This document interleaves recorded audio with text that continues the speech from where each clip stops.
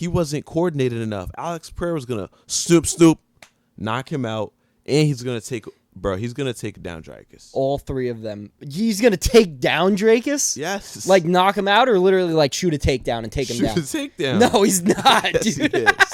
Yes, he is. Okay. Yes, he is. You're crazy, Yes. dude. If Alex Pereira shoots a takedown on DDP, I will down a bottle of hot sauce in an hour on camera.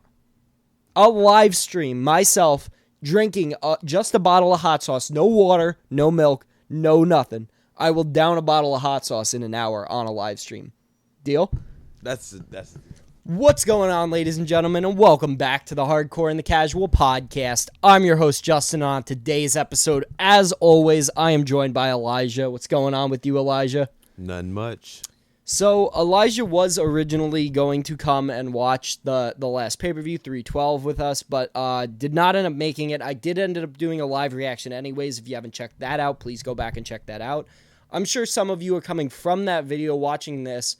This is going to be our breakdown. This is just going to be us talking about it, talking about what goes to the future, and then we are going to do predictions for Jared Cannonier versus the RoboCop, Gregory Rodriguez. So first, we're going to start off. There wasn't much to really talk about on the early prelims and the prelims. I mean, they were good. My boy Tom Nolan picked up a win. Love that for Tom Nolan. The Aussies had a pretty good night. But overall, I mean, the early prelims and the prelims were kind of just one really exciting fight, one boring, one exciting, one boring. Kind of went back and forth. Wasn't too much to talk about. So I want to just start off straight onto the main card. Justin Tafa versus Taliesin Teixeira. So, Justin Tafa, I now know that there are only 30 UFC heavyweights. Like, there are only 30 on the roster. Yeah. Currently, as I said last time, Dontel Mays, who's 11-7, is ranked number 14 in the division. He's 11-7, ranked number 14 in the heavyweight division. That's fair. No, it's not fair. That's like Anthony Smith, and he was ranked. Yeah, but 11-7 means that you're like at a rate of what is that, like 60% wins, 40% losses? That's not a good percentage. And considering that there's only 30 heavyweights and only 15 of them get ranked, that's ridiculous. But Taliesin Teixeira took out Justin Tafa in under a minute. 35 seconds it took. Yeah. I think Taliesin Teixeira should be ranked at heavyweight for what he did against Justin Tafa. No? No? He elbowed him in the jaw and knocked him clean out. Like, come on. Who else? You think Dontel Mays deserves to be in the heavyweight rankings? He needs to fight Dontel Mays. No, Dontel Mays has a fight next week, actually, against Walter Walker, Johnny Walker's bigger brother. I think he might be his little brother, but he's a heavyweight. Taliesin Teixeira, man. He had me convinced from the moment he walked across that cage. This guy looks good. You could say that about all heavyweights. Heavyweights are just going to get knocked out all the time. It happens. I think this guy has a promising future. I think he should be ranked top 15. But other than that... What's his record? 8-0. 8-0. And he got a knockout in 35 seconds against one of the 30 heavyweights. So I feel like at this rate, if you beat one of the 30 heavyweights, you almost deserve to be ranked. Like... There's only half make it, half don't. The people that lose don't get ranked. The people that win do get ranked. That's just how I feel it should be. And Dontel Mays should not be anywhere near the heavyweight rankings. Sorry. Well, let's see how you do next week. Moving up. Zhang Weili versus Tatiana Suarez did not go the way I thought it was going to go. Zhang Weili gave Tatiana Suarez her first loss in MMA.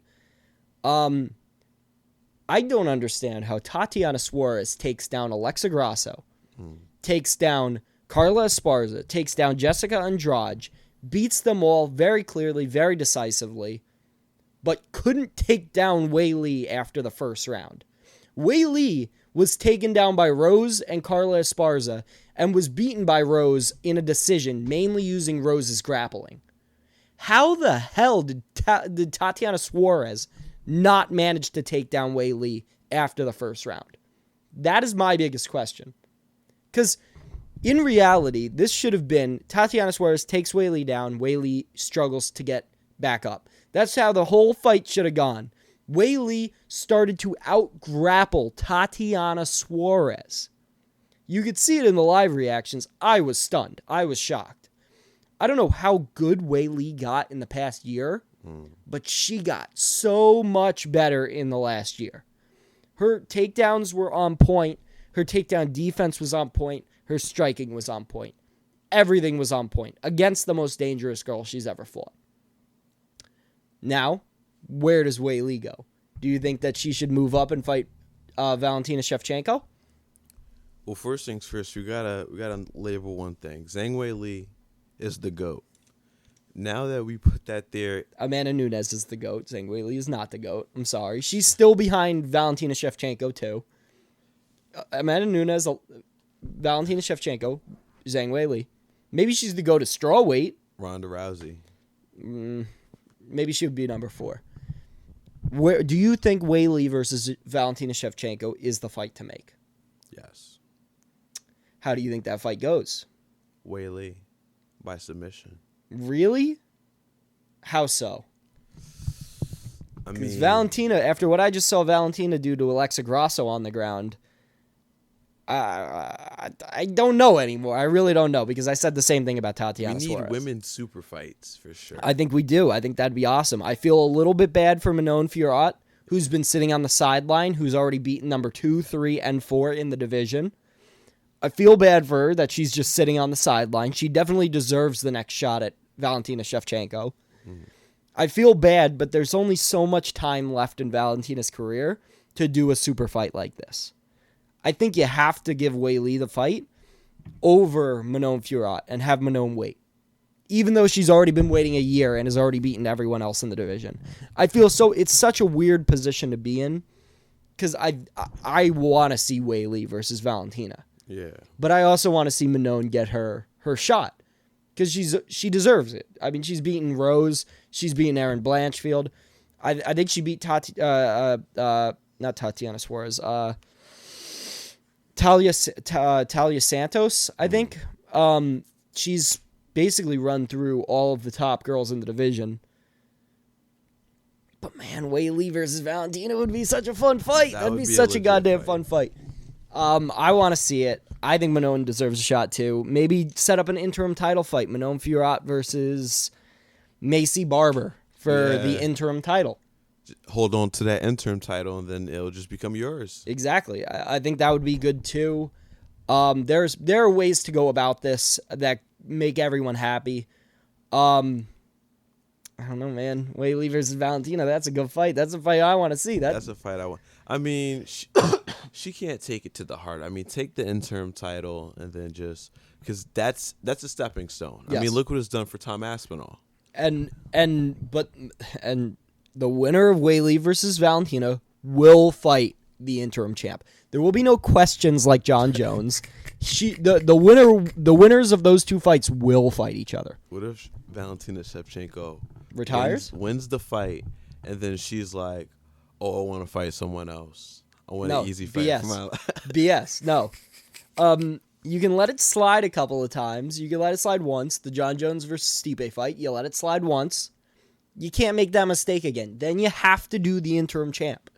Interim champ should not be defending their belts. So what if John Jones was to defend against Pavlovich? I'd be pissed. I'd be pissed.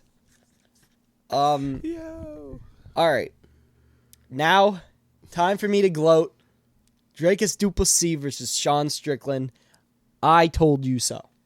I told you so. You picked Deshaun Strickland. You wrote Deshaun Strickland on your board. I still see it. It's still sitting right there. I see Deshaun Strickland written on your board. Yeah. Dricus du Plessis won the fight very convincingly. 4-1, maybe 5-0.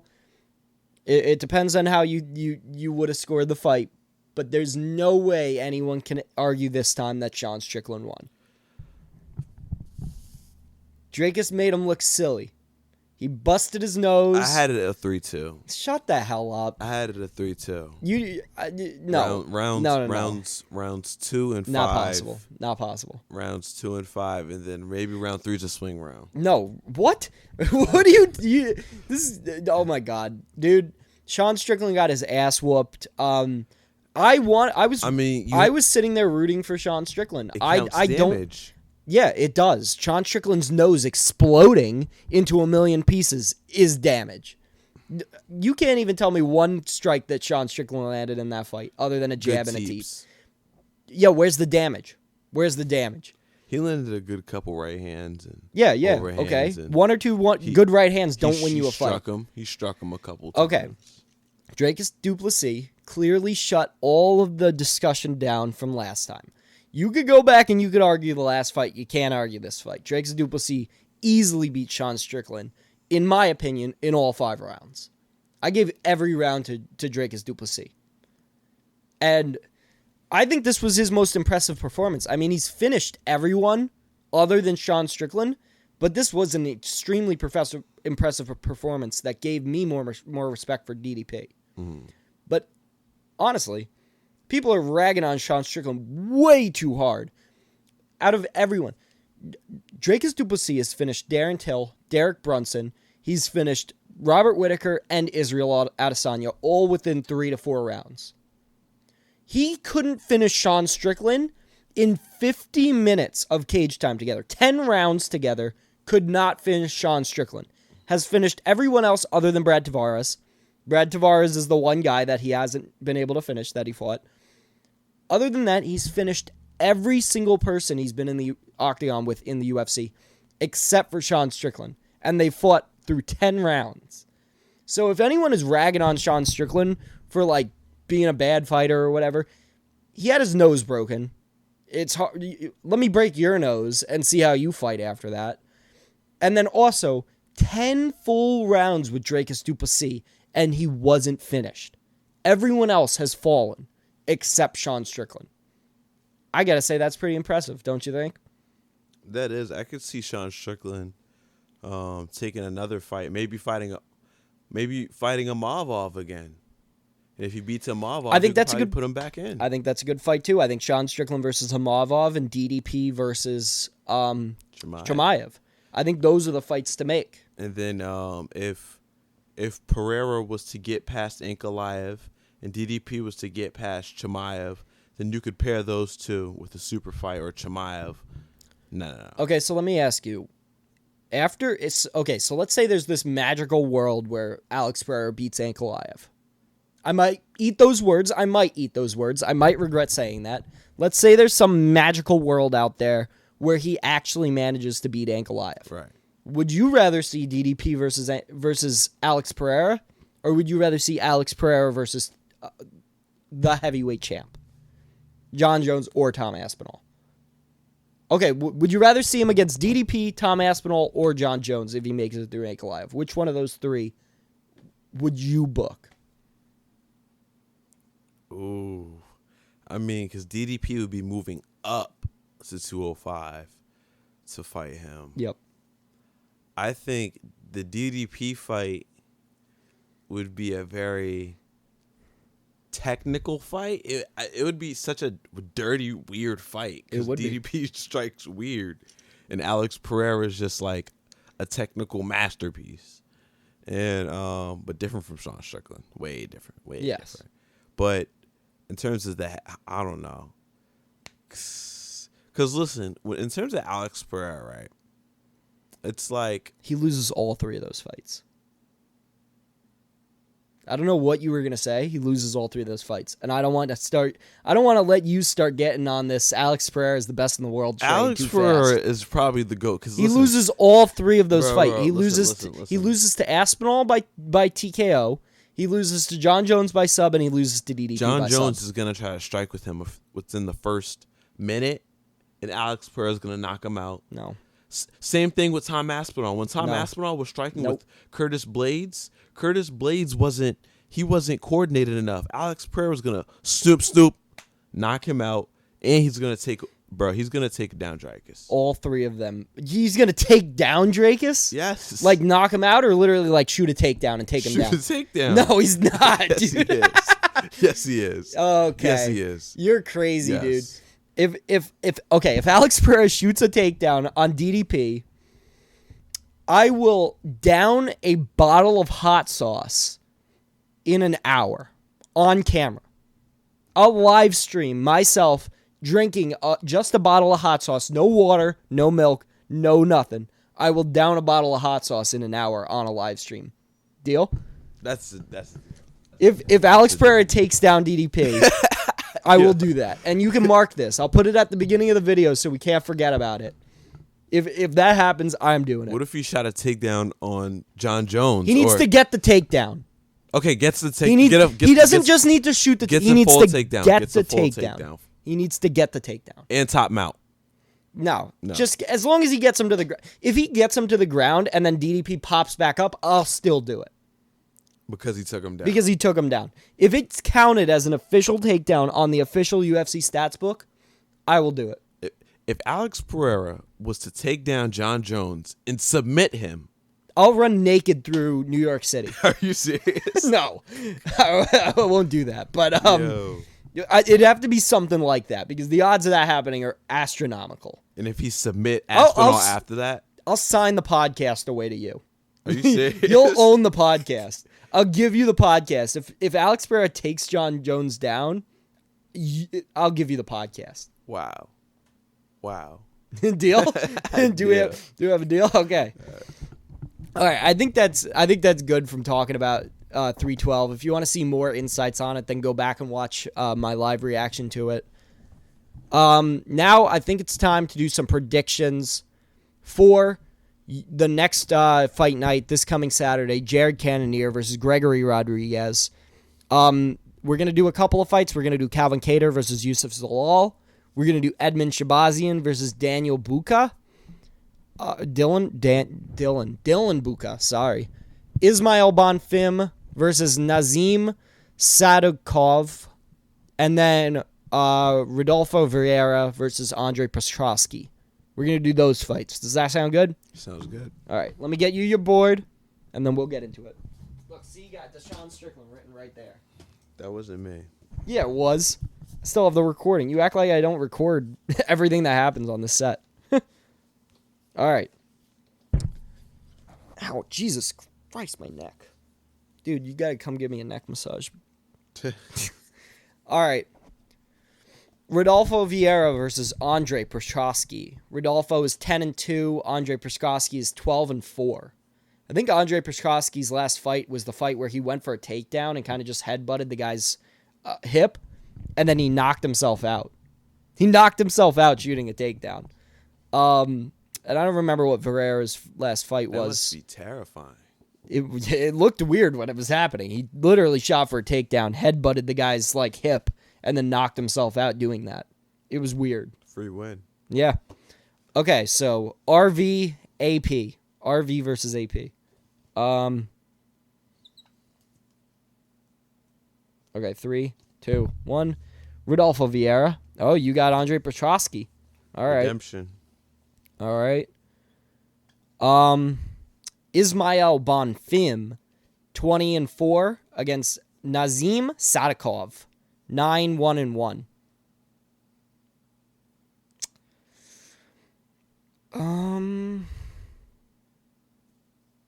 All right.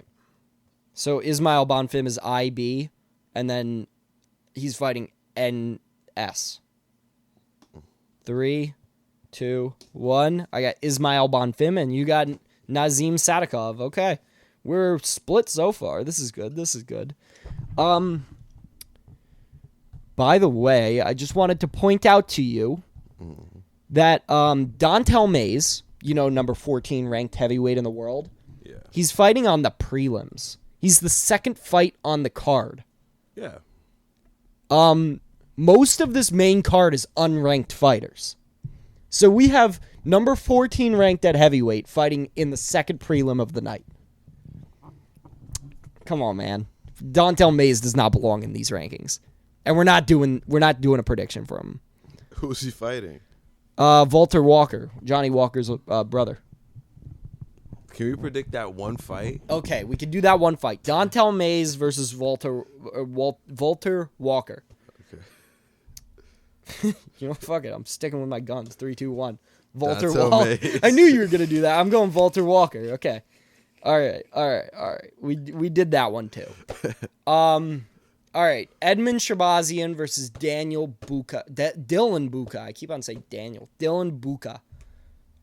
So Edmund Shabazian is 13-5. Dylan Buka is 7-4.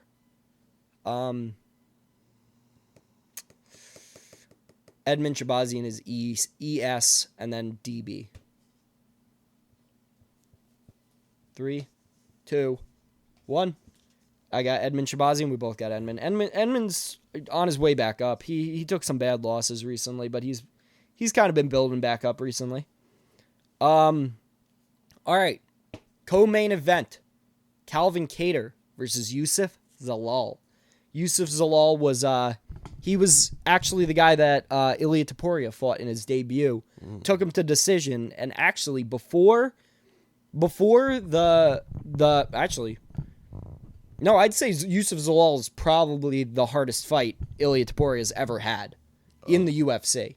I think it was on short notice for Ilia. I think Ilia took it on 2 weeks' notice. Or Yusuf took it on one of them took it on 2 weeks' notice. But it was Ilia Topuria's hardest fight. And then obviously we know who Calvin Kattar is. Dude's a dog. Dude, his biggest moment in his career was losing to Max Holloway because it showed how much of a dog he was. He also beat Josh Emmett, by the way. I know that Josh Emmett won the decision. Calvin Kattar won that. All right. Calvin Kattar, Yusuf Zalal. Who do we have? 3, 2, 1. Flip. Calvin Kattar. Yeah, we both got Calvin Kattar. Gotta love some Calvin Kattar. Okay. Next up, we have our main event of the evening. We have Jared Cannonier versus Gregory Rodriguez. Jared Cannonier, I think his last two fights he lost. He lost to Kallio Bahalio and he lost to Amavov in his last 2 fights. And then Gregory Rodriguez is coming off of a 3-fight win streak. His last loss was to Bruno Ferreira. Bruno Ferreira knocked him out. But since then, he's gotten 2 knockouts. Against Brad Tavares was one of them, actually. And then he got a decision win in his last fight at the Bilal versus Leon card in London. He beat, I think, Christian Leroy Duncan by decision. This is all off the top of my head, too. You got to say, it's pretty impressive that I remember some of this stuff. It's pretty impressive. Jared Cannonier, Gregory Rodriguez. Who do we both have?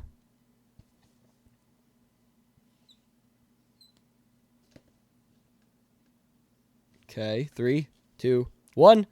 I'm going with my boy Jared Cannonier. He's got to get a win eventually. I've been a Jared Cannonier fan for a while. Honestly, I was a huge fan of Jared Cannonier until the Izzy fight, and it was kind of boring, and I stopped seeing the hype. But I mean, Jared Cannonier, I still love Jared Cannonier. He's great. He's great, and he's funny. If you haven't seen any Jared Cannonier clips, he's got kind of like that deadpan humor. But he's also a very good fighter. I mean, he's not the last guy to beat Sean Strickland. D.D.P was, but the last guy before D.D.P to beat Sean Strickland. But I love Gregory Rodriguez too. I mean, he always puts on a show. He always comes to fight. I think it's going to be a really good matchup. I don't really see why Gregory Rodriguez got this high of a matchup.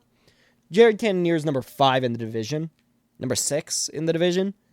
Gregory Rodriguez is literally not even ranked.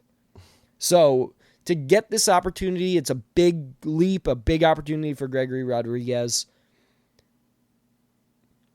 I don't know if he's ready for it. I really don't. I mean, he looks older than he is. I thought he was like 38. He's like 32. He was born like 10 years before me, which is crazy. I thought he was like very old from the way he looks. He's actually fairly young. Yeah, right. He's like 5 years younger than Jared Cannonier, and he looks 10 years older than him. So I don't know. No offense, Jared, you're Gregory Rodriguez. I think it's gonna be a good fight. I think this is gonna be a good card. I'm gonna watch the whole thing. What? You said he looks.